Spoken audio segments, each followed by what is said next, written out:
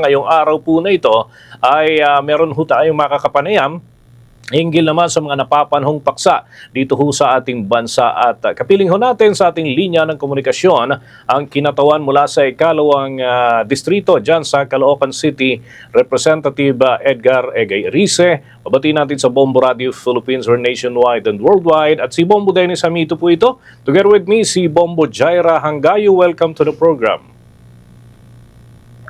Hello. Magandang umaga po sa inyo, Representative Erice. At Hi. Good morning, Dennis and Jaira. Unang-una, mukhang may hamon ho itong si Attorney Andre De Jesus. Magpapakapun daw ho siya pagka napatunayan na pakawala siya ni First Lady Lisa Marcos to file that impeachment case against the President Bongbong Marcos. Pinatulan niyo po ba ito, yung hamon, Representative Erice? Ay, hindi po. Wala naman po akong sinabi na abogado siya ni First Lady Lisa Marcos. Wala po akong sinabing gano'n. Ang sinabi ko po, nung nagkaroon ng insidente na si Attorney Glenn Chong ay binastos si First Lady, siya po ay nag-file ng disbarment against Attorney Glenn Chong. Ayun. So, in effect, pinagtatanggol niya si First Lady. Ayun. Pero hindi ko sinabi na siya ay kinumission o naging abogado siya ni First Lady. Ang sinasabi ko po, nag-file siya ng disbarment kay Attorney Glenn Chong dahil binabastos nito si First Lady Lisa Marcos. Yun po ang maliwanag kong statement. Ayun. Sige. At least nalinawan para na rin, ay siguro nakikinig din si Attorney Andre De Jesus sa puntong ito. Para ho, sa kanyang, kumbaga maliwanagan din doon sa aspeto po na ito. Anyway, eto usad tayo dito sa isa pang mahalaga pong paksa na talagang ngayon ay pinag-uusapan. May isa na ho kasing nakahain na impeachment case against the President Bongbong Marcos. Sa tingin po ninyo, may chance itong umusad sa Kamara considering yung timing, form, and substance, Representative Erice? At yan nga po yung kina-question ko dahil ngayon naman si Attorney De Jesus nag-file ng impeachment at kina-question ko yung motibo niya sapagkat nakita ko po yung kanyang impeachment complaint at ang aking opinion, basura. Dahil wala pong mga ebidensya at ito ay yung mga ebidensya ng isinumite ay batay lamang sa mga news article na nabasa niya. In doing so, kita nyo nag-file siya ng Monday. So Wednesday, yung si Secretary General Gerapil, ito po ay binigay na sa kaagad sa Office of the Speaker. So Wednesday. Dapat meron pang 10 days si Secretary Gerapil.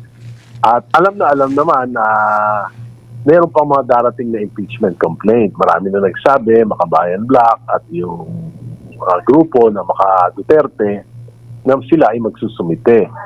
So ano pwedeng maging epekto nito? So kung ito ay naisumite na kay Speaker, at ito ay nadala kaagad sa Committee on Rules at napadala kaagad sa Justice Committee, yung ibang mga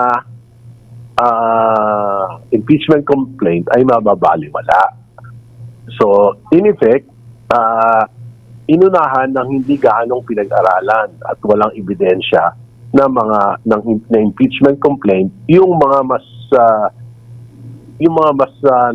magbibigay ng mas maayos na mga impeachment complaints. So, sinasabi ko, kung tatanggapin ito, alam ko ngayon, susumite ang Makabayan Black ng impeachment complaint. Kung ito ay masasagkahan, ay yun ang motibo. Masagkahan yung mga pinag-aralan na at may mga ebidensyang impeachment complaint. Yun ang aking sinasabi. So, hindi pa ako nagbibigay ng conclusion, pero ang balita ko, ngayon ay magsusumite na ng impeachment complaint yung Makabayan Black. I see. Susugho dyan na Congressman Rize. Dahil nga ikalawa to, ano, yung galing ho dito sa grupong Bayan. I think dahil na-interview namin si Renato Reyes kagabi at sabi niya within today yung kanila pong filing ng ikalawa na impeachment complaint. So bilang mambabatas at na-experience na ho ninyo yung mga nakalipas din na filing ng impeachment, paano ho ang magiging handling dapat dito para Dapat po hindi maging malabag? handling, kung may na-file na po, dapat sabay-sabay na itong pag-aralan ng Committee on Rules at ito ay isumite sabay-sabay sa Committee on Justice. I-consolidate ito para bahala na yung Committee on Justice. Pero kung iiwanan yung mga impeachment complaint na na-file na rin, magkakaroon na naman ito ng question sa Korte Suprema at lalong gugulo yung proseso. Alam mo yung impeachment complaint, hindi naman yan ang mahalaga nga kung ako sa mga kaalyado ni Presidente, bababayaan ko lahat. Total, may numbers naman. It's a political political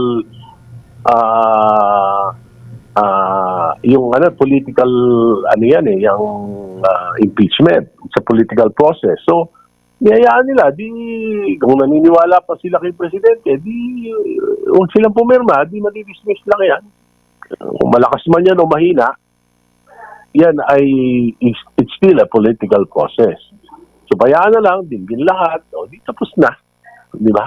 Ganun kasimple. Yun ang mas, kaysa lalagyan pa ng pagdududa na tatanggapin nyo mahina, hindi tatanggapin nyo malakas. Di ba? Yun ang aking sinasabi. Yun ay payo ko sa mga kaalyado ni Presidente. Yun. Okay. Ang akin po namang katandem dito si Bombo Jaira. May ilang punto rin po na nais mong maitanong sa Bombo Okay, Jaira. Representative, naniniwala po ba kayo na mayroong public pressure na maaring maglaro para hindi ma-ignore itong complaint sa House, lalo na't ang mga complainants ay galing sa iba't ibang sektor? Well, hindi dapat kailangan i-ignore dahil mahalaga din na mapapag-usapan yan. Lalo na ngayon, kung masasagot yung mga katanungan ng impeachment complaint, pabor yan kay Presidente. Dahil maaring dyan pwedeng mabalik yung tiwala sa kanya ng mga mamayan kung masasagot niya ng maayos yung mga akusasyon. At hindi iniiwasan. O kaya, kung yan ay papatayin, at dahil nga yung natanggap pa lang ngayon ay yung mahinang complaint, papatayin yung may mga magagandang katanungan at hindi sasagutin, lalong mababagsak ang tiwala ng mga mamamayan. Pero kung sasagutin ito at masasagot ng maayos, maaaring ito pa yung magbigay daan sa pagbabalik tiwala sa ating Pangulo. At kung maglalabas naman ng official denial ang Palasyong Malacanang Representative, ano kaya yung mga primary counterpoint na posible na i-reassure sa public na hindi ito politically motivated? Hindi naman talaga po. Alam mo, merong doon sa complaint ni Attorney De Jesus, meron doon sa tingin ko, wala naman talagang kahinatnan. Halimbawa, yung number one, yung kidnapping. Paano mo naman mai-connect si Presidente dun sa kidnapping? Mahirap patunayan yun at wala naman siyang nagpresentang ebidensya. Pangalawa, sinasabi sa 100 million na kickback, ang basehan niya lang yung statement ni Saldico.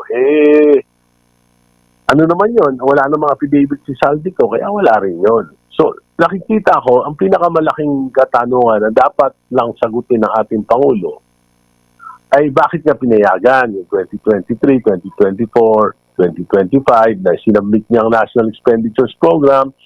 Pinayagan niya na tanggalin yung mga mahalagang proyekto na nagbunga ng pagkalugi ng ating bansa, nagbunga ng pagka-delay ng maraming mga flagship projects at pinalitan ng Kongreso ng mga flood control, anomalous flood control projects. Yun lang naman ang sa akin, para yun. Pag yun nasagot ng Presidente, okay na sa akin Kung sakali namang may maghain ng impeachment laban kay Vice President Sara Duterte, Representative, kailangan ba munang maunang matapos ang proseso sa impeachment kay Pangulong Marcos o pwede itong pagsabayin sa committee at plenary level? At pwede naman pagsabayin. Hindi lang pwedeng sabay ng oras, pero pwedeng pagsabayin na pagulungin sa House. Pwede Okay. man. Thank you so much, Representative. Mama Denise? Okay, isang punto lang pahabol. Ito naman ay galing sa sektor ng mga ekonomista, negosyante sa ating bansa. Ilang personalidad ho kasi na well-meaning personalities ang nagsabi na nakakapagpahina talaga sa kumpiyansa ng mga negosyo dito sa ating bansa kapag may mga issue, halimbawa kudeta, destabilization, and here comes impeachment. Bilang mambabatas, ano po ang inyong panig hinggil dito, Representative Erice?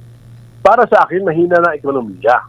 Dahil dito sa issue ng pinakamalaking korupsyon sa kasaysayan ng ating bansa. Siguro matagal na naman kayong mga journalist, Dennis, Jaira, wala pa tayo ng balitaan na ganito na biruin mo. Bilyon-bilyon, papel lang pala. Wala naman palang proyekto. Walang ganyan eh. Matagal-tagal na rin akong politiko. Nakalimang kongreso na ako. Naging vice mayor ako. 2 beses ako naging konsyal. Wala akong ganyang nakita na uri ng pagnanakaw. Kaya, yan yung talagang nakapagpababa ng kumpiyansa, hindi lang ng mga mamayan, pati ng mga negosyante. Hindi lang mga lokal na negosyante, pati yung mga foreign investors. Kaya nga, kung makikita mo ngayon, wipe out na lahat yung mga pinundar ni Pangulong Pinoy na foreign investment, about $7 billion. Na wipe out na lahat yan, lumabas na yan. Pangalawa, yung GDP natin, ang target natin is 5.7 for 2025. Aba, dahil sa pagbagsak, dahil nung lumabas yan, nung yung flood control scam na yan, nung third quarter, 4% yung GDP, nung last quarter, 2.8. Kaya yung 5.7 na target, hindi natin nakuha ang tansya sa mga 5% lang yung naging GDP natin for the whole of 2021. At napakalaking epekto niyan. Pati ngayong first quarter, dahil dito wala pang mga bidding, mga government projects, so bababa ang public spending. Kaya ang tansya ng mga eksperto, ngayong first quarter, mga 3% na lang ang GDP. Daan-daan libo yung mga nawala ng trabaho sa larangan ng construction, sa larangan ng yung mga suppliers natin, nalulugi, pati simento, bagsak ang sales, bakal, bagsak ang sales. Dahil dito ito, kaya kailangan matuldukan ito. At isang paraan para matuldukan ito ay yung masusing investigasyon. Pero nakita naman natin, yung ICI, double dead na, ang gulo-gulo na investigasyon sa Blue Ribbon Committee, parang magulo ang investigasyon, kung ano-anong mga opinion, kung ano-anong mga political gimmickry, pero wala talaga yung credible na body na nag-iimbestiga. Kaya mahalaga din, yung impeachment process, kung maayos yung pagsasagawa nito, at ito yung makakapagpapabalik ng tiwala sa ating gobyerno.